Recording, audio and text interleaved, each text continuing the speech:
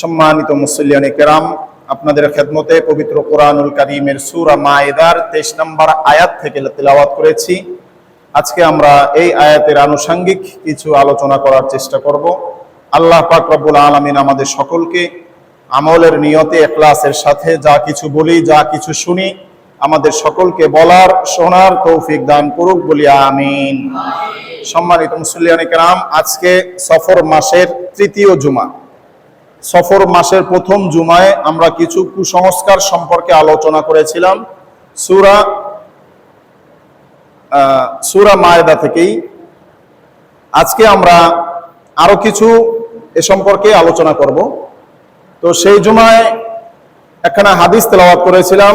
হাদিস কেন হচ্ছে, ক্বালা রাসূলুল্লাহ সাল্লাল্লাহু আলাইহি ওয়াসাল্লাম আত-তিয়ারাতু শিরকুন। নবীজি বলেছেন যে কুলক্ষণ যেটা আছে, আমরা যে জিনিসকে কুলক্ষণ মনে করি, আরবের জমানায় অনেক কুসংস্কার ছিল। নবীজি সেই কুসংস্কারকে দূর করার জন্য অনেক আলোচনা করেছেন, আমাদেরকে অনেক নসিহা করেছেন। নবীজি সে সম্পর্কে বলতেছেন যে কুলক্ষণ হলো শিরক, কুসংস্কার হচ্ছে কি ক্বালাত তিয়ারাতু শিরকুন।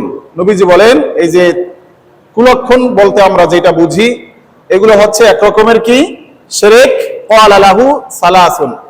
নবীজি এই কথাটা 3 বার বলেছেন। এরপরে নবীজি বলেছেন ওমা মিন্না ইল্লা ওয়ালাকিন্নাল্লাহা ইউযহিবুহু বিতাওয়াক্কুল।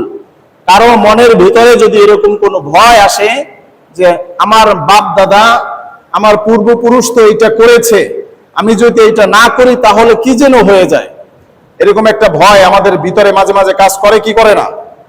যে এটা ছিল, ময় মুরব্বীরা এটা কইরা গেছে, এটা যদি আমি না করি তাহলে কোনো ক্ষতি হতে পারে।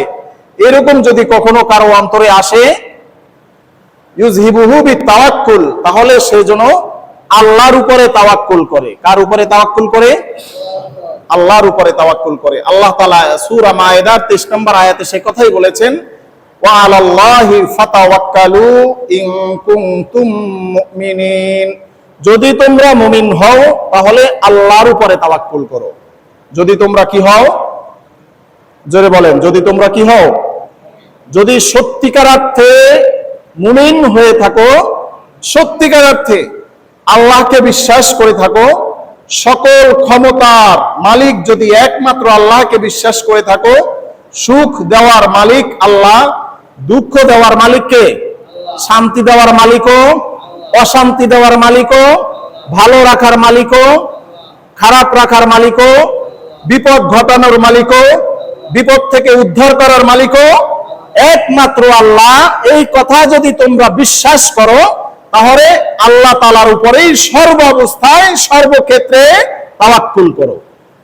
কথা ঠিক না? আল্লাহ তাআলা এখানে বলে দিয়েছেন যদি তুমি মুমিন হও তাহলে একমাত্র শুধুমাত্র তাওয়াক্কুল কার উপরে করতে হবে? একটা গল্প আছে, এটা তো আসলে সত্যি না, গল্প বোঝানোর জন্য অনেক সময় বলে। গল্পটা হচ্ছে, এক নৌকার ভিতরে 4 জন মানুষ ছিল। কয়জন? একজন হিন্দু, একজন খ্রিস্টান, একজন বৌদ্ধ, আর একজন মুসলমান। কয়জন মানুষ? 4 জন। একজন কি হিন্দু, আর একজন খ্রিস্টান, আর একজন বৌদ্ধ, আর একজন মুসলমান। ঘটনাক্রমে নদীর ভিতরে তুফান শুরু হয়ে এই নৌকাটা ডুবে গেল। নৌকাটা কি হলো? নৌকাটা ডুবে যাওয়ার কারণে স্বভাবতই মানুষ যখন বিপদে পড়ে, যার যার ধর্ম অনুযায়ী তার তার স্রষ্টাকে ডাকে, ঠিক কিনা? মুসলমান বিপদে পড়লে আল্লাহ আল্লাহ ডাকে, হিন্দুরা বিপদে পড়লে ওদের যে দেবদেবী আছে সেই দেবদেবী ডাকে, খ্রিস্টান বিপদে পড়লে ওদের যারা আছে তাদেরকে ডাকে, বৌদ্ধরা বিপদে পড়লে ওরা যাদেরকে বিশ্বাস করে তাদেরকে ডাকে। এখন যখন পানিতে ডুবতেছে, কি করতেছে? মুসলমানও ডুবতেছে, হিন্দুও ডুবতেছে। এখন হিন্দু প্রথম যখন নৌকা ডুবে গেছে তখন একজন দেবতার নাম জপতেছিল। আবার যখন দেখেছে না ওই দেবতা আসে না, ওই দেবতা, তখন সাথে সাথে ওই দেবতাকে চেঞ্জ করে আরেকজনের নাম ডাকা শুরু করছে। কারণ ওদের খোদা ভগবান তো অনেক, 33 কোটি, তাই না? একজনকে চেঞ্জ করে আরেকজন ডাকা শুরু করতেছে। ওদের দেবদেবীর নাম তো সব জানা নাই। আবার দেখা যায় যে না, এখনো কেউ আসে না, সাথে সাথে ওই নাম চেঞ্জ করে আরেকজন ধরে ডাকাডাকি শুরু করতেছে, দেখে যে না সেও আসে না, ওই নাম চেঞ্জ করে আবার আরেকজন যে দেব বা অথবা দেবী আছে তাদেরকে ডাকতে ডাকতে সে এক সময় কি হয়ে গেল, সে ডুবে মারা গেল। আর যে মুসলমান সে যখন তুফান উঠছে তখনও কাকে ডাকছে, যখন নৌকা ডুবছে তখনও কাকে ডাকছে, যখন সাঁতার জানে না তখনও কাকে ডাকছে, সে হর হামেশাই আল্লাহকেই ডাকতেছে। এখন ওই হিন্দুকে স্বপ্নের সাথে দেখা হয়েছে, স্বপ্নের ভিতরে হিন্দুর সাথে মুসলমানের কি হয়েছে, দেখা হয়েছে। এখন জিজ্ঞাসা করতেছে যে আমি তো একজন ডাকছি, আমি কয়জন ডাকছি, আর তুমি এত নাম ডাকলা এরপরেও তুমি তলাইলা, আর আমি একজন ডাকিয়া কুলে চলে আসছি, পারে আসছি, কারণটা কি? আমার যিনি দেবদেবী আছে ওনাদের সাথে আমার মৃত্যুর পরে কথা হয়েছে। এটা কিন্তু গল্প, এটা সত্যি না, বোঝানোর জন্য অনেকে বলে, আমিও সেটা বলতেছি। এখন আমি প্রশ্ন করছি আমার দেব যারা ছিলেন, দেবতা যাদেরকে আমি প্রভু মানি, প্রথম যার নাম ডাক দিছি তাকে জিজ্ঞাসা করছি যে তুমি কেন আসলা না? সে বলছে তুমি যখন আমাকে ডাক দিছো তুমি, আমি রেডি হয়েছি, ছাতি টাতি লইয়া কি হয়েছি, জোতা ছাতি নৌকা বইটা লইয়া রেডি হয়েছি। যখন দেখছি যে না আমার নাম ডাকা বন্ধ করে আরেকজনকে ডাক দিছো, তখন আমি ফেরত চলে গেছি। এরপরে আবার তাকে জিজ্ঞেস করছি যে তাহলে উনি তো চলে গেছে, তুমি কেন আসলা না? এখন সেই দেবদেবী বলতেছে যে আমিও রেডি হয়েছিলাম, জোতা টোতা পাই দিয়া ছাতা টাতা নিয়ে আমিও কি হয়েছিলাম, আমারে ডাকতে ডাকতে হঠাৎ করে দেখলাম যে আমার ডাকা বন্ধ হয়ে গেছে, আমারে আর ডাকো না, তুমি আর একজনকে ডাকা শুরু করছো, এই জন্য আমিও আর আসি নাই, আমিও কি করি নাই। তাহলে ঠিক আছে, তুমি যেহেতু আসো নাই, পরবর্তীতে যাকে ডাকছে তাকে জিজ্ঞাসা করছে যে তুমি কেন আসলা না? বলছে যে আমারও একই অবস্থা, আমিও জোতা স্যান্ডেল ছাতা কুতা যা ছিল সব নিয়ে রেডি হয়েছি, তোমাকে বাঁচানোর জন্য আসবো, তখন দেখি যে আমারে চেঞ্জ করে আর একজনকে ডাক দিছো, তখন আমিও আর কি করি নাই। সব দেবদেবী যারা ছিল সকলকে প্রশ্ন একটাই করছে, সবাই বলছে যে আমরা কি হয়েছিলাম, রেডি হয়েছিলাম, কিন্তু তুমি নাম চেঞ্জ করার কারণে আমরা আইসা আর তোমারে পাই নাই, আমরা আসার আগেই যমদূত হযরত আজরাইল এসে তোমাকে উঠাইয়া নিয়ে চলে আসছে। আর মুসলমান সে যখন নৌকা তুফান শুরু হয়েছে তখনও আল্লাহকে ডাকছে, আল্লাহ তখন তার পাশে ছিল, নৌকা যখন ডুবছে তখনও আল্লাহ তাআলা তার সাথে ছিল, সে যখন অন্ধকারে সাঁতার কাটছে তখনও সে এক মালিককেই ডাকছে, একজনের উপরেই তাওয়াক্কুল করছে, সেই একজনই তাকে বাঁচাইয়া দিছে। ওয়ালাল্লাহি ফাতাওয়াক্কালু ইন কুনতুম মুমিনিন। আল্লাহ বলছেন যদি তোমরা মুমিন হও, যদি বিশ্বাস করো, সর্ব অবস্থায় আল্লাহ তাআলা তোমাকে বাঁচাইতে পারেন, মারতে পারেন, খাওয়াইতে পারেন, পড়াইতে পারেন, বিপদ দিতে পারেন, বিপদ থেকে উঠাইতে পারেন, ধনী বানাইতে পারেন, গরিব বানাইতে পারেন, চাকরি দিতে পারেন, চাকরি নিতে পারেন, সব কিছু যদি এটা বিশ্বাস করো যে আমার সুখ দুঃখ দুঃখ বেদনা যন্ত্রণা যা কিছু আছে এরা আল্লাহ তাআলা দিবেন, আল্লাহ তাআলা নিবেন, আল্লাহ ছাড়া কারো কোনো ক্ষমতা নাই, এই কথা যারা বিশ্বাস করো তারা আমার উপরে কি করো, তাওয়াক্কুল, ওয়ালাল্লাহি ফাতাওয়াক্কালু ইন কুনতুম মুমিনিন। নবীজি সেই কথাই হাদিসে বলেছেন যে কুলক্ষণ, শনিবার, বুধবার, চৈত্র মাস, সফর মাস, এইরকম বলতে কোনো শব্দ কোনো মাসের কাছে, কোনো সময়ের কাছে, কোনো দিনের কাছে কোনো খারাপ করার শক্তি, ভালো করার শক্তিও কার কাছে, খারাপ করার শক্তিও কার কাছে, আল্লাহ তাআলার কাছে। নবীজি বলতেছেন যে হ্যাঁ, তোমার বংশ পরম্পরায় যে সকল কুসংস্কার চলে আসছে, যে বিয়ে পড়াইতেছে মেয়ের হাতে তো পান সুপারি দেয় নাই, তাহলে কি না যেন হয়ে যায়, ঘর বাড়ি উঠাইতেছে কালো মোরগ জবাই করে দেয় নাই, তাহলে মনে হয় এই বাড়ির উপরে জিন শয়তান আসর করতে পারে। আবার ঘরের উপরে অনেক জায়গায় দেখা যায় লাল নিশান টানাইয়া দেয় যে নতুন ঘর উঠানো হইতেছে, এখানে দেও দানব, দৈত্য দানব কেউ আসবে না, দৈত্য দানবকে লাল নিশান দিয়ে কি দেখায়, ভয় দেখায়। এরকম যদি তোমাদের কারো ভিতরে হয় যে পূর্বপুরুষ করে এসেছে, এখন তোমরা এটাকে বাদ দিতে ভয় পাচ্ছ, এটা আমরা ভয় পাই কিনা, পাই না? অনেক সময় ভয় পাই কিনা যে বাপ দাদা করে আসছে অথচ ধর্মে নাই, বাপ দাদা করে আসছে অথচ কিসে নাই, ধর্মে, কোরআন হাদিসে ওই কাজটা নাই। এখন ওই কাজটা ছাড়তে আমরা জানলেও অনেক সময় ভয় পাই, পাই কি পাই না? নবীজি বলছেন ওমা মিন্না ইল্লা ওয়ালাকিন্নাল্লাহা ইউযহিবুহু বিতাওয়াক্কুল। এরকম যদি কোনো পরিস্থিতি সৃষ্টি হয় যে ভয় পাচ্ছ, কি পাচ্ছ, তাহলে একমাত্র তাওয়াক্কুল কার উপরে করবা? কার উপরে করবা? আল্লাহর উপরে যদি তাওয়াক্কুল তুমি করতে পারো, তাওয়াক্কুল করার মতো, কিসের মতো? তাওয়াক্কুল করার মতো, ওই হিন্দুর মতো না যে প্রথম এক দেবী আবার কতক্ষণ চেঞ্জ হয়েছে, যখন দুইটা তুফানে বাড়ি মারছে, নাক দিয়ে চোখ দিয়ে পানি ঢুকছে, তখন ওই দেবদেবী চেঞ্জ, আবার আর একজন, আবার যখন ডুবতেছিল তখন কি আর একজন। তুমি যদি তাওয়াক্কুল করার মতো করতে পারো, যে দুঃখ আসলেও আল্লাহ, সুখ আসলেও আল্লাহ, বেদনা আসলেও আল্লাহ, ভালো থাকলেও আল্লাহ, মন্দ থাকলেও, গরিব থাকলেও আল্লাহ, ধনী হইলেও, ব্যবসা ভালো হইলেও আল্লাহ, ব্যবসায় লস হলেও কে? সর্বাবস্থায় যদি তুমি আল্লাহকে তোমার সামনে রাখতে পারো, আল্লাহর উপরে তাওয়াক্কুল করতে পারো, তাহলে কোনো কুসংস্কার, কোনো কুলক্ষণ তোমার কোনো ক্ষতি করতে পারবে না। নবীজি সে কথাই বলেছেন। অন্য একখানা হাদিস, বুখারীর রিওয়ায়াত, নবীজি সাল্লাল্লাহু আলাইহি ওয়াসাল্লাম একদিন ইরশাদ করেন যে আমার সম্মুখে সমস্ত নবী রাসূলদেরকে হাজির করা হয়েছে। কাদেরকে হাজির করা হয়েছে? সমস্ত নবী রাসূল, সমস্ত উম্মতকে হাজির করা হয়েছে। আমি তাকাইয়া দেখলাম যে দুই একজন নবী তারা একা একা হাঁটতেছে। তারা কিভাবে হাঁটতেছে?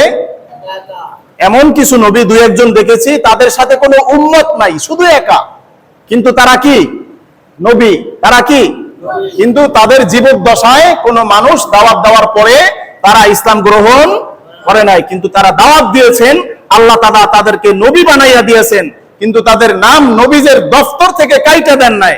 তাদের দাওয়াত চলমান ছিল, কোনো মানুষ ঈমান আনে নাই, তাই বলে তাদের মর্যাদা আল্লাহ তাআলা কি করেন নাই? কেটে দেন নাই, কমাইয়া দেন নাই। আমি এরকম দুই একজন নবী দেখেছি যাদের কোনো উম্মত নাই, যাদের কি নাই। এরপরে আবার তাকাইয়া দেখলাম যে বিশাল একটা জামাত, বিশাল একটা দল। আমি জিজ্ঞাসা করলাম, এই দলটা কি আমার উম্মত? এই মানুষগুলো কি আমার উম্মত কিনা? তখন আমাকে বলা হলো যে না, এই দলটা আপনার উম্মত না, এত বড় দল যেটা আপনি দেখতেছেন এটা হযরত মূসা আলাইহিস সালাতু ওয়াস সালামের উম্মতের দল। কার দল? হযরত মূসা আলাইহিস সালাতু ওয়াস সালামের দল। এরপরে আমাকে আবার বলা হলো যে আপনি আসমানের দিকে তাকান। আমি তাকায় দেখলাম পূর্ব থেকে পশ্চিম দিগন্ত পর্যন্ত একেবারে উম্মতে ছেয়ে আছে। তখন আমাকে বলা হলো যে এই যে বিশাল কাফেলা দেখতেছেন, এইগুলো হলো আপনার উম্মত। সুবহানাল্লাহ। এরপরে বলা হলো যে এত উম্মতের ভিতর থেকে ৭০,০০০ উম্মত কিয়ামতের ময়দানে বিনা হিসাবে জান্নাতে চলে যাবে। কত হাজার? ৭০,০০০ উম্মত কি হিসাবে? বিনা হিসাবে জান্নাতে চলে যাবে। আমি নবীজি সাল্লাল্লাহু আলাইহি ওয়াসাল্লাম এই কথাটুকু বয়ান করার পরে মজলিসে এতটুকু বয়ান করেছেন যে আমি এগুলো দেখেছি এবং আমার উম্মতের ভিতর থেকে ৭০,০০০ উম্মত কোথায় যাবে? জান্নাতে যাবে।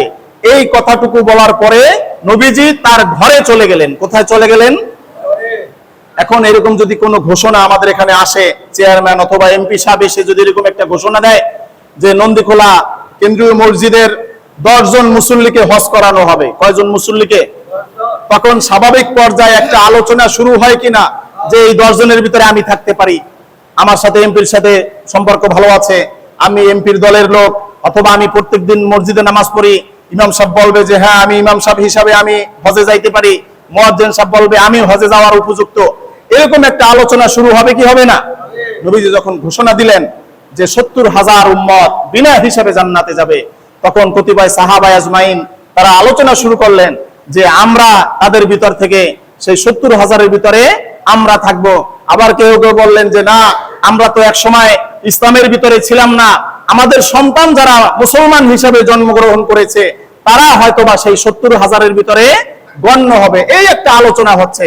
নবীজি সাল্লাল্লাহু আলাইহি ওয়াসাল্লামের কাছে খবর পৌঁছে গেছে, ইয়া রাসূলুল্লাহ, ইয়া হাবিবাল্লাহ, মসজিদে তো আলোচনা শুরু হয়ে গেছে, ফাইনাল ডিক্লার আপনি দিয়ে আসেন। কারণ নবীজি ৭০,০০০-এর বিস্তারিত আলোচনা করেন নাই, শুধু বইলা দিয়েছেন ৭০,০০০ কোথায় যাবে? বিনা হিসাবে। ৭০,০০০ বিনা হিসাবে যাবে। এরপরে নবীজি সাল্লাল্লাহু আলাইহি ওয়াসাল্লাম আসলেন, আয়েশা বললেন 3 শ্রেণীর মানুষের নাম উল্লেখ করেছেন। কয় শ্রেণী? 3 শ্রেণী। কয় শ্রেণী? হুমুল লাযিনা লা ইস্তারকুনা, এক নাম্বার। দুই নাম্বার, ওয়ালা ইয়াতাতায়্যারুনা ওয়ালা ইয়াতুনা। তিন শ্রেণীর মানুষের কথা নবীজি উল্লেখ করেছেন। কয় শ্রেণী? বাংলায় আমরা বলবো, একটা হচ্ছে যারা কখনো কারো কাছ থেকে ঝাড়ফুঁক গ্রহণ করে না। যারা কি করে না? জোরে বলেন। ঝাড়ফুঁক অন্যের কাছ থেকে কি করে না? গ্রহণ করে না। দুই নাম্বার হচ্ছে ওয়ালা ইয়াতাতায়্যারুনা, এবং আমাদের দেশে যে প্রচলন আছে, বিভিন্ন ব্রিজ, বিভিন্ন ভবন উদ্ভাবনের সময় দেখবেন কবুতর ছেড়ে দেয়। আমাদের দেশে এটা আছে না, পায়রা উড়ানো, পায়রা।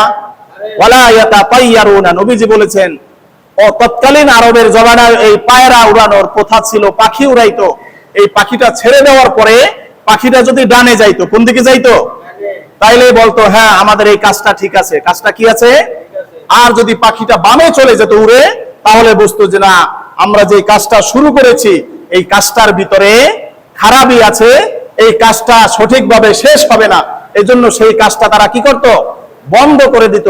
নবীজি বলেন ওয়ালা ইয়াতাতায়্যারুনা, যারা এই সমস্ত পাখির মাধ্যমে বিশ্বাস এইগুলোকে বর্জন করেছে, অর্থাৎ পাখি ডানে যাক বামে যাক, পাখির ডানে যাওয়ায় বামে যাওয়ায় কোনো ভালো মন্দ কিছু আসে যায়, পাখির কোনো উড়ার মাধ্যমে কোনো ক্ষমতা।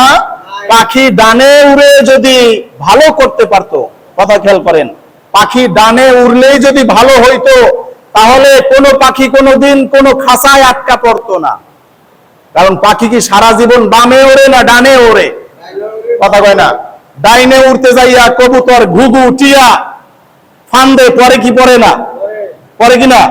তাহলে ডানে উড়ে যদি তোমাকে সে ভালো করতে পারে, তাহলে তো নিজের ভালো নিজে করতে পারতো। কথা বলেন ঠিক কিনা? নবীজি বলেন ওয়ালা ইয়াতাতায়্যারুনা, যারা এই কুলক্ষণ কুসংস্কার থেকে বেঁচে থাকবে তারাও জান্নাতে যাবে বিনা হিসাবে। এক নাম্বার কারা? যারা অন্যের মাধ্যমে ঝাড়ফুঁক গ্রহণ করে নাই। দুই নাম্বার কারা? যারা এই কুলক্ষণ থেকে বেঁচে থেকেছে। তিন নাম্বার হচ্ছে ওয়ালা ইয়াতুনা, তৎকালীন আরবের জামানায় মানুষ আগুনে পোড়ার মাধ্যমে একটা চিকিৎসা গ্রহণ করত। নবীজি বলেছেন এই সকল কাজ থেকে যারা বেঁচে থাকবে তারা এই 70,000 বিনা হিসাবে জান্নাতে যারা যাবে তাদের অন্তর্ভুক্ত হবে। এখন যখন এই ঘোষণা মজলিসে আসলো, তখন নবীজির একজন সাহাবী উকাশা রাদিয়াল্লাহু তাআলা আনহু, উনি বললেন ইয়া রাসূলুল্লাহ, ইয়া হাবিবাল্লাহ, আমি কি আসি ওই 70,000-এ? তিনি কি বললেন? আমি কি আসি? নবীজি বললেন হ্যাঁ তুমি আসো। সুবহানাল্লাহ।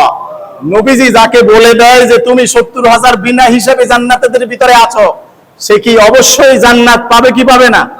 কথা বুঝেন নাই? নবীজিকে জিজ্ঞেস করছে ইয়া রাসূলুল্লাহ, ইয়া হাবিবাল্লাহ, আপনি যে তিন কাজটা করতে নিষেধ করেছেন এই কাজগুলো তো আমি করি না, আমি কি ওই 70,000-এ আসি? নবীজি বলেন হ্যাঁ তুমি। এরপরে ওনার দেখা দেখি আরেকজন বলছে ইয়া রাসূলুল্লাহ, ইয়া হাবিবাল্লাহ, আমিও কি আসি? আমাদের দেশে হয় না যে এই বাজারে কে যাবি চলো, একজন লাভ দিয়ে দাঁড়িয়ে গেছে, এখন যখন দেখছে যে না পরে যখন নাই, তাহলে আমিও একটু বইলা দেখি, বলে কিনা? কার্ড আসে, রিলিফের কার্ড ঘোষণা করা হয়, যাদের প্রয়োজন হয় রিলিফের কার্ড দেওয়া হবে। এখন দেখছে যে পাশের ঘরের জেডায় কাগজ দিছে, তারটা তো হয়ে গেছে, তখন পাশের ঘরের ভাতিজা চিন্তা করে আমিও কি করি, দিয়া দেখি, আমিও কি করি, আমিও কি করি, দিয়া দেখি। একজন সাহাবী বললেন ইয়া রাসূলুল্লাহ, ইয়া হাবিবাল্লাহ, আমি কি আসি? নবীজি বললেন ওইটা বন্ধ, ওইটা কি হয়ে গেছে, ওইটা আর তোমার জন্য খোলা নাই। তাহলে যারা একমাত্র কার উপরে তাওয়াক্কুল করবে? আল্লাহর উপরে। কার উপরে? একমাত্র যারা আল্লাহর উপরে তাওয়াক্কুল করতে পারবে, আল্লাহ পাক রব্বুল আলামিন তাদের জন্য সকল বিপদ মুসিবত আসান করে দিবেন। তাহলে সর্বাবস্থায় তাওয়াক্কুল কার উপরে করতে হবে? আবার বলেন কার উপরে তাওয়াক্কুল করতে হবে? আল্লাহর উপরে। তাওয়াক্কুলের অনেক আলোচনা, অনেক আয়াত আল্লাহ পাক রব্বুল আলামিন ঘোষণা দিয়েছেন, ওয়া আলাল্লাহি ফাতাওয়াক্কালু ইন কুনতুম মুমিনিন ওয়া তাওয়াক্কাল আলাল হাইয়্যিল্লাযী লা ইয়ামুত। এইভাবে অনেক আয়াত কোরআনের ভিতরে আছে যে তাওয়াক্কুল করো আল্লাহর উপরে। তাওয়াক্কুল করো কার উপরে? আর আমরা আল্লাহর নাম লইয়া তাওয়াক্কুল করি পীরের উপরে। আল্লাহর নাম লইয়া তাওয়াক্কুল করি কার উপরে? আল্লাহর নাম লইয়া তাওয়াক্কুল করি মাজারের উপরে। কার উপরে? আল্লাহর নাম লইয়া তাওয়াক্কুল করি বড় বাবা যেখানে আছে ল্যাংটা সেখানে। ঘর দিয়ে নামছে আল্লাহর নাম লইয়া। কথা খেয়াল করেন, নামার সময় কি কয়? আল্লাহ তোমার নাম লইয়া নামলাম, পীরের দরবারে যাই। আল্লাহ তোমার নাম লইয়া নামলাম, কার দরবারে যাই? পীরের দরবারে কিছু নাই। মসজিদে আসো, পীরের দরবারে যাই ভক্তি শ্রদ্ধা নিয়ে তুমি পীরের দরবারে যাও, তার 100 ভাগের 1000 ভাগের 1 ভাগ নিয়েও যদি কোনো মুসলমান মসজিদে এসে সেজদা দেয়, ওই মুসলমানের কপাল কোনোদিন পড়তে পারে। আমরা ভক্তি শ্রদ্ধা যা আছে সব দেখাই গাছতলায়, পাঁচতলায়, মাছতলায়, মাজারখানা যেখানে আছে সেখানে, অথচ ঘরের পাশে মসজিদে এসে 2টা সেজদা দেওয়ার ভক্তি, 2টা সেজদা দেওয়ার ঈমান আমাদের হয়। তাহলে তাওয়াক্কুলটা কি আমি আল্লাহর ঘরে করলাম, আল্লাহর উপরে করলাম, না মাজারে গিয়ে তাওয়াক্কুল করলাম? আমাদের দেশের বহুত মানুষ মাজারে যায়। এখন এই কথা যদি আবার শোনে তাহলে কইবে যে এই হুজুর মাজার বিরোধী। এই হুজুর কি বিরোধী? মাজার বলতে আমাদের দেশে কি বুঝায়? আপনারা বাংলাদেশের হক্কানি দরবার যেগুলো আছে, সারসিনা শরীফে যান, পাশে আছে চরমনায় যান, নেসারাবাদ যান, উজানি যান, ফুলতলি যান, সোনাকান্দা যান, সেখানে মাজারের যে কবর আছে, আল্লাহর ওলিরা ঘুমিয়ে আছেন, কবরের উপরে কোনো ফুলদানি, মোমদানি, আতরদানি আছে একটাও? দেখছেন কেউ? কোন পর্দাদানি, ফুলের মালা, গলার মালা, কাপড়, সেলু কাপড়, লাল কাপড়, হলুদ কাপড়, সবুজ কাপড়, এগুলো কি আছে? তাহলে ওলামায়ে কেরাম আমরা মাজার বিরোধী কোনটা? যেই মাজারে গেলে মানুষ ঈমান নিয়ে যায়, বেঈমান হয়ে আসে। যেই মাজারে মানুষ কি নিয়ে যায়? ঈমান নিয়ে যায়, বেঈমান হয়ে আসে। মুসলমানদের ঈমান বাঁচানোর জন্য ওলামায়ে কেরাম বলে ওই সকল মাজার থেকে কি করো? মাজারের পীরের কাছে, মাজারের ব্যক্তির কাছে কোনো ক্ষমতা নাই তোমাকে ভালো করার, মন্দ করার। তোমাকে যদি ভালো রাখতে হয় সেটাও কে রাখবেন? যদি খারাপ রাখতে হয় সেটাও কে রাখবেন? যদি গরিব বানাইতে হয় সেটাও কে করবেন? আল্লাহ তাআলা। আমাদের দেশে একটা কথা আছে, আমাদের দেশের উল্লেখযোগ্য পরিচিত একটা দরবার আছে, সেই আদ্রসি দরবার শরীফ। একটা কথা প্রচলিত আছে যে আদ্রসি গেলে মানুষ ধনী হয়। আছে কি নাই? এটা কি শুনছেন আপনারা? এটা ছোটবেলা থেকে আমরা শুনছি, আদ্রসি গেলে মানুষ কি হয়? আরে কথা কয় না, কি হয়? আমি প্রশ্ন করছি, আদ্রসির দরবারের সামনে যারা ভিক্ষা করে এইগুলা ধনী হয় না কেন? দরবারের সামনে ভিক্ষুক আছে কিনা? ওরা ধনী হয় না, ওরা তো 12 মাসই আদ্রসি থাকে। কথা বুঝেন নাই? আদ্রসি যারা যায়, ভ্যানওয়ালা, রিক্সাওয়ালা, টেম্পুওয়ালা, আছে কি নাই? আছে কি নাই? তাহলে ওরা ধনী হয় না কেন? আর সারা পৃথিবীর মানুষ যারা, অনেক মানুষ আদ্রসি যায় না, এই এলাকার যারা আদ্রসি যায় নাই, সব কি ভিক্ষা করে খায় নাকি? কথা বুঝেন নাই? এই জন্য আমাদের ঈমানকে হরণ করার জন্য এক এক জায়গায় এক একটা চক্র তৈরি করে আমাদেরকে সেইটার প্রতি আসক্ত রাখার জন্য বিভিন্ন জন বিভিন্ন কথা ছড়ায়, বিভিন্ন জন বিভিন্ন ভয় দেখায়। নবীজি বলেন এরকম যদি কখনো ভয় পাও, অনেক জায়গায় দেখা যায় যে মাজারের দিকে যদি পাছা ঘুরে দেয় তাহলে পাছা জ্বলে যাইবো। পাছা কি হয়ে যাবো? পাতলা পায়খানা করতে করতে মরে যাইবা। এই ডরে অনেকে মাজারের দিকে পাছা ঘুরায় না। কোন দিকে পাছা ঘুরায় না? পশ্চিম দিকে যদি পাছা ঘুরানো যায় তাহলে মাজারের দিকে পাছা ঘুরানো যাবে না কেন? নবীজ রওজার দিকে যদি পাছা ঘুরায়, রওজা যখন জিয়ারত করে ফেরত আসে তখন আমাদের পিছন নবীজির রওজার দিকে থাকে কি থাকে না?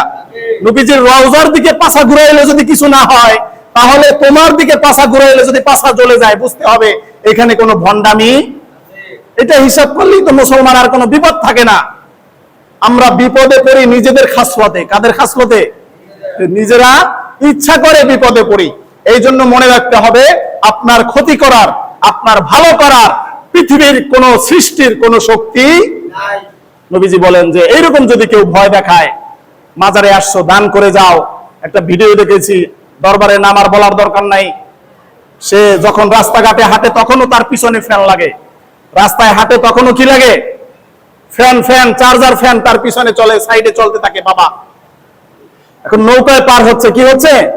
নৌকা হচ্ছে ক্ষেতের মধ্যে দিয়ে হাঁটু সমান পানি। এখন সেখানে নৌকা টানতেছে, মুড়িদে কাঁচা দিয়া, লঙ্গি হাঁটুর উপরে উঠাইয়া। কিসের উপরে উঠাইয়া? হাঁটুর উপরে কাপড় উঠানো সমস্ত ইমামদের মতে কবিরা গুনাহ। এটা কি জানেন আপনারা? হাঁটুর উপরে কাপড় উঠানো, টাকনুর নিচে কাপড় পরা, এটা সরাসরি কবিরা গুনাহ। এটা জানা আছে? তাহলে মুরিদ পিসাবরে কাঁচা দিয়ে নিয়ে যাইতেছে। কি করে নিয়ে যাইতেছে? আর পিসাব পাগড়ি পরে, রুমাল পরে সুন্দর করে বসে আছে। এরপরে পিসাবের পিছন থেকে এক দালাল সে কি বলে যে বাবা আপনার জমির উপর থেকে যাইতে যাইতে অনেক খুশি হয়ে গেছে, বাবাই খুশি হয়েছে এটাও জানে। কথা বুঝতে পারছেন? যে বাবাই যে খুশি হয়েছে এটাও জাইনে ফলাইছে। এখন বলতেছে যে বাবাই আপনার উপরে অনেক খুশি, আগামী বছর আপনার জমিনে অনেক ধান বেশি হবে। অনেক কি হবে? আগামী ওরজে আপনি 2টা গরু নিয়ে যাবেন, আগামী ওরজে কি নিয়ে যাবেন। এইভাবে ওরা ভক্ত বৃন্দ বিভিন্ন ওদের মানুষের ইমোশনাল নিয়ে খেলা করে, বিভিন্ন সময় বিভিন্ন ভয় দেখাইয়া বিভিন্ন মানুষদের থেকে হাদিয়া তোহফা নিয়ে তাদের দিন ধর্ম নষ্ট করে। যারা এই পথ থেকে মানুষদেরকে ফিরাইতে চায়, মুসলমানদেরকে, যে সকল ওলামায়ে কেরাম, তাদের বিরুদ্ধে তারা তাদেরকে লিলাইয়া দেয়। কথা বুঝতে পারছেন? এই জন্য তাওয়াক্কুল একমাত্র কার উপরে হবে? নবীজি সেটাই বলেন, যখন তোমার ভয় হবে, যখন দেখবা যে ভয় দেখায়, যখন দেখবা কি দেখায়। ফকির বাড়ি পরব শাহ রহমতুল্লাহ আলাইহির কবরের উপরে বটগাছ আছে না একটা, আমার ছাত্ররা বলতেছে হুজুর এই বটগাছের পাতা ছিঁড়লে নাকি আগুন ধরে। পাতা ছিঁড়লে কি ধরে? আমি কই তাহলে আগুনটা কি আমি ধরাইয়া দিমু? এটা কয় না হুজুর ধরেন না। কি করেন না? কেন? এটা ছিঁড়লেই নাকি শরীরে আগুন ধরে যাবে। আমি কই থাক, শীতের দিন আছে, আগুন ধরলে একটু গরম লাগবে, 2-1টা পাতা ছিঁড়ে দেই। কয় না হুজুর ছিঁড়েন না। পরে আমি 2-4টা পাতা ছিঁড়ে ওদের হাতে দিলাম। এখন কয় হুজুর এটা তো আমরা আগে শুনছি যে এই গাছের পাতা ছিঁড়লে কি হয়? আগুন ধরে যায়। তাহলে এইরকম কথা মানুষদের মুখ থেকে আস্তে আস্তে কুলক্ষণ হিসাবে, কুসংস্কার হিসাবে আমাদের মাঝে ছড়ায়। যখন এরকম কোন কথা ছড়াবে, নবীজি বলেন কি করো? তাওয়াক্কুল করো। কি করো? আবার বলেন কি করো? আল্লাহর উপরে যদি তাওয়াক্কুল করতে পারো, পৃথিবীর কোন শক্তি তোমার কোনো ক্ষতি করতে। তবে তাওয়াক্কুলটা কিরকম করতে হবে? ওই হিন্দুর মতো না মুসলমানের মতো? যদি বলেন তাওয়াক্কুল কিসের মতো করতে হবে? মুসলমানের মতো তাওয়াক্কুল করতে হবে, যে না আমি এখন ভালো আছি, আল্লাহ ভালো রেখেছেন, আবার যদি খারাপ হয়ে যায় তাইলে বুঝি আল্লাহ এখানে আর নাই, আমার শেষ, আল্লাহ তাআলা আমাকে আর দেখেন না, আমি এখন চলে যাই অন্য কারো কাছে। এইটা না, খারাপ থাকলেও আল্লাহ, ভালো থাকলেও কে? খারাপ থাকলেও। ব্যবসা বাণিজ্য ভালো হইলে, যদি গায়ের বাচ্চা বারবার মইরা যায়, গাইতে দুধ যদি 80 লিটার হয়, এরপরেও কে? সব কিছু আমার কে করেন? আল্লাহ। হযরত খালিদ বিন ওয়ালিদ রাদিয়াল্লাহু তাআলা আনহু, ওনার একটা ঘটনা প্রসিদ্ধ আছে ইসলামের ইতিহাসের এবং পৃথিবীর ইতিহাসের একমাত্র একজন বীর, যেই ব্যক্তি কোনোদিন কোনো যুদ্ধে পরাজিত হন নাই। ওনার নাম হচ্ছেন হযরত খালিদ বিন ওয়ালিদ রাদিয়াল্লাহু তাআলা আনহু। উনি যখন মুসলমান হন নাই তখনও যত যুদ্ধ করেছেন, সেই যুদ্ধে উনি জয় হয়েছেন। মুসলমান হওয়ার পরে যত যুদ্ধ করেছেন, সমস্ত যুদ্ধে উনি কি হয়েছেন? জয়লাভ করেছেন। সিরিয়ার একটি দুর্গ উনি যখন অবরোধ করলেন, তখন ভিতর থেকে সেনাপতি ওনারা তথ্য পাইলেন যে যেই সেনাবাহিনী আমাদেরকে গ্রেফতার করার জন্য এসেছেন, এই সেনাবাহিনীর প্রধান হচ্ছেন খালিদ বিন ওয়ালিদ রাদিয়াল্লাহু তাআলা আনহু। তখন তারা চিন্তা করলেন যে আজকে আর রেহাই হবে না। সুতরাং কি করা যায়? যে খালিদ বিন ওয়ালিদ রাদিয়াল্লাহু তাআলা আনহু ওনার সাথে সন্ধি করে আসো। কি করে আসো? যে আপনি কি চান, আমাদের কাছ থেকে কি কি আপনাকে দিতে হবে সেটা আপনি বলেন, আমাদের দুর্গ কি করেন? উন্মুক্ত করে দেন। এখন কে আসবে? তাহলে সেনাপ্রধানের সাথে দেখা কে করবে? সেনাপ্রধান। দুর্গের ভিতরে যে সেনাপ্রধান ছিলেন উনি চলে আসছেন, ওনাকে সবাই পাঠাইছে যে যান, আপনি যাইয়া ওনার সাথে সন্ধি করে আসেন। উনি যখন দুর্গ থেকে বের হয়ে আসলেন, সাথে ছোট্ট একটা বিষের কৌটা নিয়ে আসছেন। কি নিয়ে আসছেন? বিষ। উনি এসে হযরত খালিদ বিন ওয়ালিদের সামনে দাঁড়াইলেন, দাঁড়িয়ে বললেন যে আপনারা কি চান? খালিদ বিন রাদিয়াল্লাহু তাআলা আনহু বললেন যে আমরা চাই এই দুর্গ বিজয় হবে, এই দুর্গের ভিতরে কালেমার পতাকা পতপত করে উঠবে এবং এই দুর্গের সমস্ত মানুষ ইসলাম গ্রহণ করবে, এটা আমরা চাই। বলছে এটা যদি না হয় তাহলে আপনারা কি করবেন? এটা তো আপনি বললেন, এটা যদি আমরা না মানি, আমাদের দুর্গে যদি কালেমার পতাকা না উড়াই, আমরা যদি ইসলাম গ্রহণ না করি, আমরা যদি আপনাদের হাতে আমাদেরকে সুপর্দ না করি, তাহলে আপনারা কি করবেন? বলছে আমরা প্রত্যেকের গলা কেটে দিব। আমরা কি করব? গলা কেটে দিব। বলছে হুজুর এইটা ছাড়া আর কি কোনো পথ খোলা আছে? কয় না, এছাড়া সন্ধির আর কোনো সুযোগ। পরে সেই সেনাপ্রধান সাথে সাথে ওনার সেই পকেট থেকে সেই ছোট্ট বিষের বোতলটা বের করলেন, বের করে বললেন যে হুজুর আমাকে আমার সেনাবাহিনী যারা ছিলেন, জনগণ, তারা অনেক একটা আশা ভরসা নিয়ে পাঠাইছিল যে আমি আপনার সাথে ভালো একটা সন্ধি করতে পারবো, কিন্তু আপনার সাথে যে সন্ধি, আপনি যে শর্ত দিচ্ছেন, এইটা আমার পক্ষে মানা সম্ভব না। আমার কওম যারা আছে, আমার সেনাবাহিনী যারা আছে, তারাও আমার এই সন্ধি তারা মানবে। আর আমি যদি এখান থেকে ফেরত যাই, আমি যে আপনার কাছ থেকে ফেরত গেছি, এই যে একটা গ্লানি, এইটা আমি সহ্য করতে পারবো না। যে আমি হেরে গেছি, হেরে যাওয়ার যে দুঃখ, হেরে যাওয়ার যে কষ্ট, এইটা আমি সহ্য করতে পারবো না। সেই জন্য হুজুর আমি এই বিষ এনেছি, আমি এই বিষ পান করে মরে যাব, কিন্তু আমি সন্ধি না করে ঘরে ফিরবো না। সন্ধি না করে কোথায় ফিরবো না? ঘরে ফিরবো না। এটা বন্ধ করে দাও। হযরত খালিদ বিন রাদিয়াল্লাহু তাআলা আনহু বললেন যে তুমি যদি এই বিষটা পান করো তাহলে তোমার কি হবে? বললেন যে বিষ যদি, ফ্যানগুলো বন্ধ করো, বাতিটা জ্বালায় রাখো, যদি বিষ পান করি তাহলে তো আমি মারা যাব। বলছে বিষ পান করার পরেও যদি কোনো ব্যক্তি মারা না যায়, তাহলে তুমি কি করবা? বলছে না, এটা তো কোনোদিন সম্ভব না। কোনো ব্যক্তি যদি বিষ পান করে তাহলে সে অবশ্যই কি মারা যাবে। খালিদ বিন রাদিয়াল্লাহু তাআলা আনহু বললেন যে দাও, তোমার বিষের বোতল আমার কাছে দাও।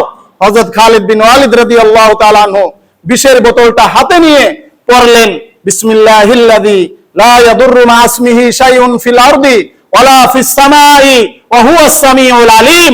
এইটা বলার সাথে সাথে বিষের কোটটা ডক ডক করে ঘিরে উনি দাঁড়ায় রইলেন। এখন সেই সেনাপ্রধান হঠাৎ আচমকে দাঁড়ায় ভয় পেয়ে গেছেন যে সেনাপ্রধান খালিদ বিন ওয়ালিদ সে বিষ পান করেছে, সে তো এখনই মারা যাবে। দেখে যে না, 2 মিনিট 5 মিনিট চলে যাচ্ছে, সে সোজা হয়ে দাঁড়ায় রয়েছে। এইবার বলতেছে যে তুমি কি আমার শর্তগুলো মানো? যে আমি তো বিষ পান করছি, বিষের হাতে কোনো ক্ষমতা নাই। তুমি যাকে প্রভু মনে করো সেই প্রভু বিষ পান করলে মারা যায়, আর আমি যাকে প্রভু মনে করি সেই প্রভু বিষ পানে মারা যায় না। সুতরাং তুমি ইসলাম গ্রহণ করো।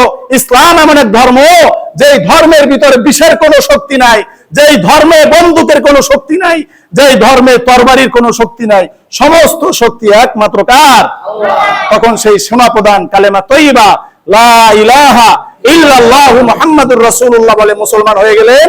এবং তার দুর্গের ভিতরে যত মানুষ ছিল সকলকে যাইয়ে বলছে যে তোমরাও পড়ো কালেমায়ে তয়্যিবা লা ইলাহা ইল্লাল্লাহু মুহাম্মাদুর রাসূলুল্লাহ। তাওয়াক্কুল, এটা কি? এটা কি তাওয়াক্কুল? তাওয়াক্কুল করতে হবে করার মতো। তাওয়াক্কুল করতে হবে কিসের মতো? আবার বলেন, তাওয়াক্কুল করতে হবে কিসের মতো? তাওয়াক্কুল করতে হবে করার মতো। হাদিস শরীফে এসেছে, কোন ব্যক্তি যদি ঘর থেকে বের হওয়ার সময় বলে বিসমিল্লাহি তাওয়াক্কালতু আলাল্লাহ, ঘর থেকে বের হওয়ার দোয়া কি? বিসমিল্লাহি তাওয়াক্কালতু আলাল্লাহি লা হাওলা ওয়ালা কুওয়াতা ইল্লা বিল্লাহ। হাদিস শরীফে এসেছে, তখন ফেরেশতারা বলে যে তুমি হেদায়েত প্রাপ্ত হয়ে গেছো, তোমার জন্য সমস্ত রাস্তা খোলা। তোমার জন্য কি? তুমি ঘরে ফেরত আসা পর্যন্ত তোমার জন্য সকল বিপদ আপদ বালা মুসিবত মুক্ত। কথা বুঝতে পেরেছেন? এই জন্য তাওয়াক্কুল কি বট গাছে না আল্লাহর কাছে? তাওয়াক্কাল যদি কোনো খাজুর গাছের 6টা মাথা হয় তাহলে এই জায়গায় রশি বান্ধা শুরু হয় যে হ্যাঁ, এই জায়গায় আমার অমুক পাগলায় পেশাব করছে, অমুক পাগলা কি করছে। কোন তাল গাছের যদি 12টা মাথা হয়, হ্যাঁ এই জায়গায় কিছু আছে, এই জায়গায় কিছু নাই। সব কিছু কার কাছে? আল্লাহ তাআলার কাছে। আল্লাহ পাক রব্বুল আলামিন আমাদের সকলের ঈমান, আকীদা, আমল, বিশ্বাস সঠিকভাবে রক্ষা করার তৌফিক দান করুক। বলুন আমিন। সকল